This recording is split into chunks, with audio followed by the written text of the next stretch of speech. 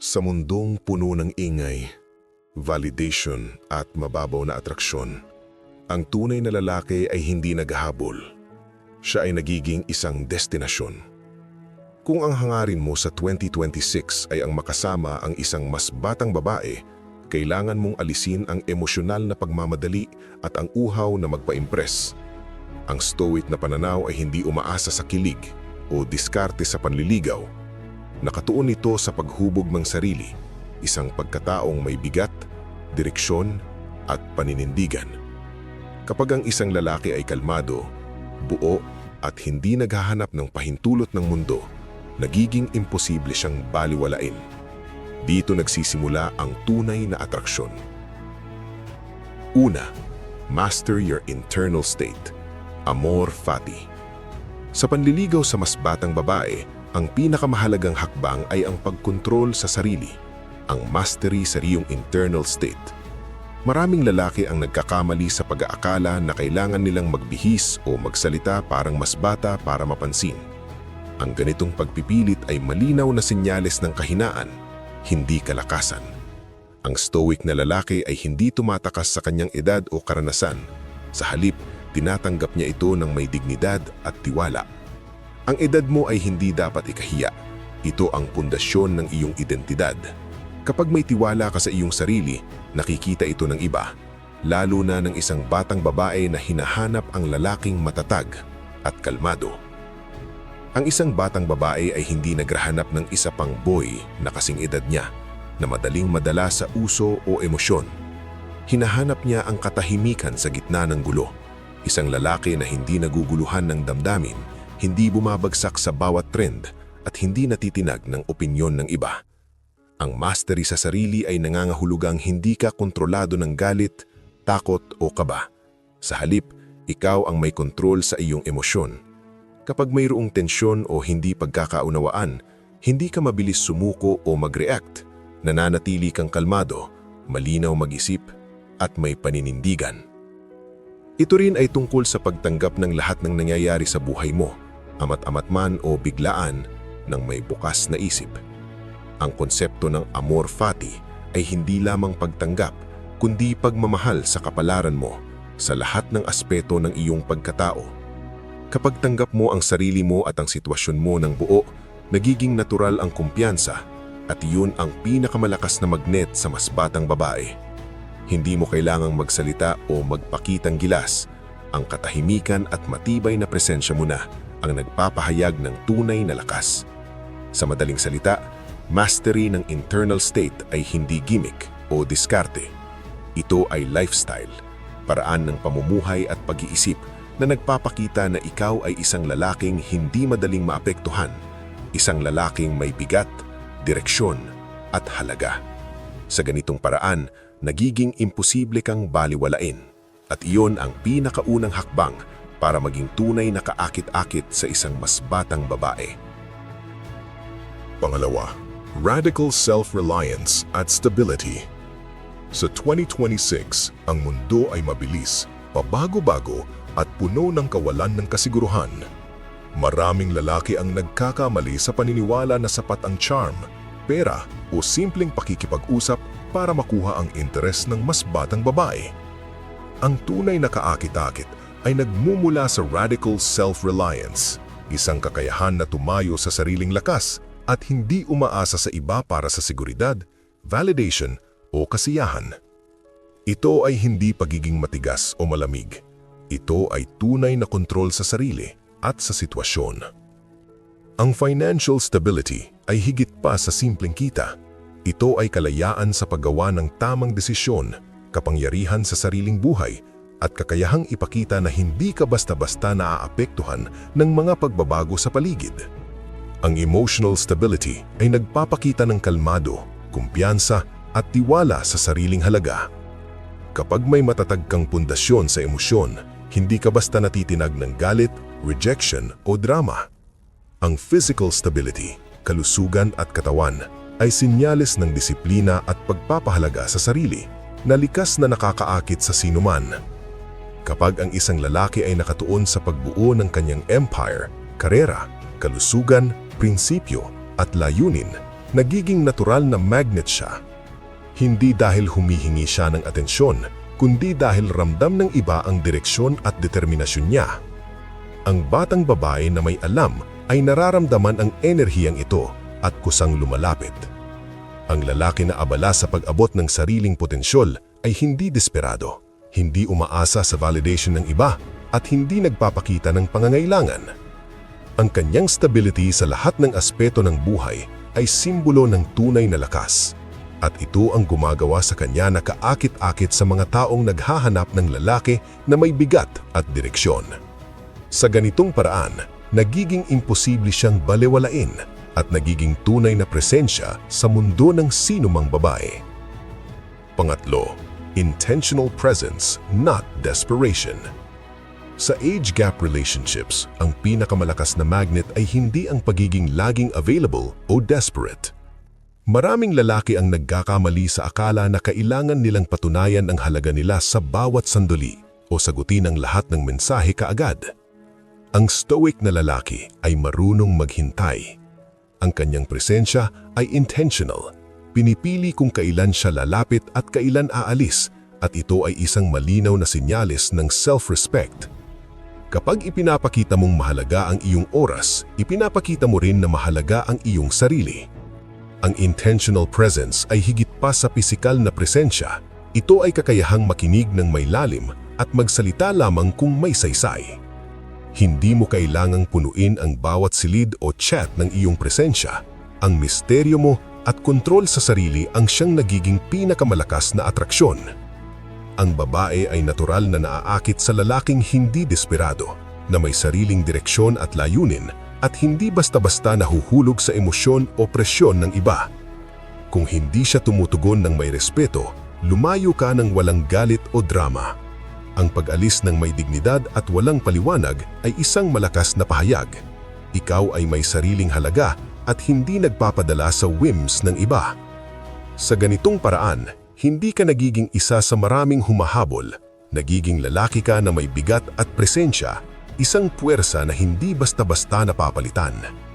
Ang pasensya, kontrol, at intentional na presensya mo ang gumagawa sa iyo na tunay na kaakit-akit sa mata ng mas batang babae.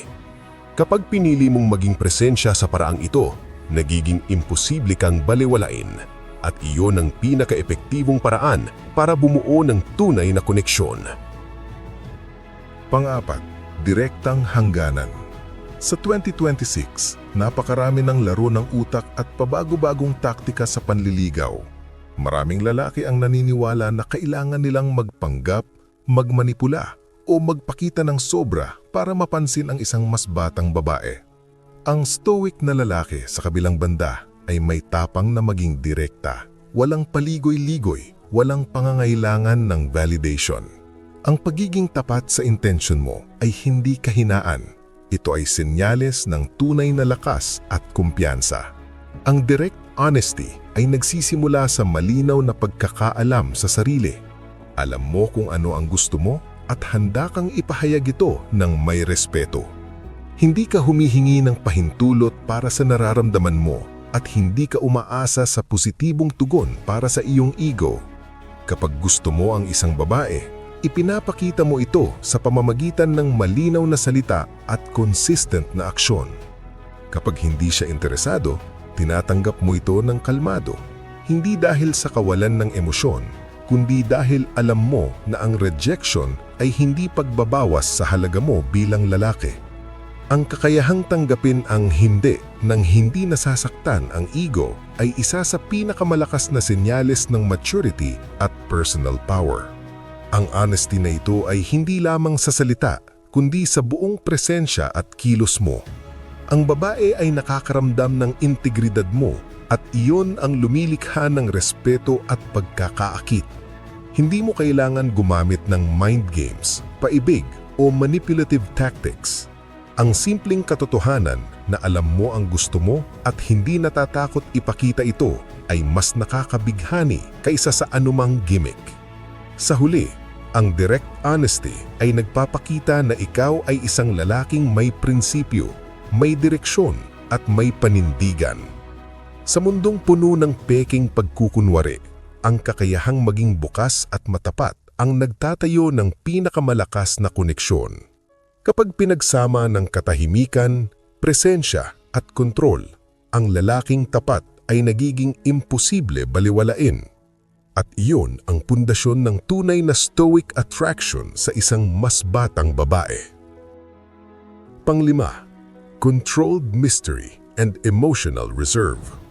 Sa age gap relationships, ang isa sa pinakamalakas na aspeto ng stoic na lalaki ay ang kakayahang panatilihing ang misteryo at kontrol sa emosyon. Maraming lalaki ang nagpapakita ng sobra sa simula, palaging available, laging nagpapadala ng mensahe at madaling madala ng emosyon. Ganitong pagkilos ay nagmumukhang desperado at nagbabawas ng intrinsic na halaga mo. Ang tunay na kaakit-akit ay ang lalaking may kontrol sa sarili na hindi basta-basta nasasaktan o naaapektuhan ng reaksyon ng babae. Ang controlled mystery ay hindi pagiging cold o malayo. Ito ay may balanse sa presensya at kawalan nito. Ang stoic na lalaki ay pumapasok sa buhay ng babae ng may layunin, ngulit hindi sumusunod sa bawat whim o mood. Pinipili niya kung kailan makikipag-usap, kailan makikinig, at kailan magtatagal sa sariling mundo.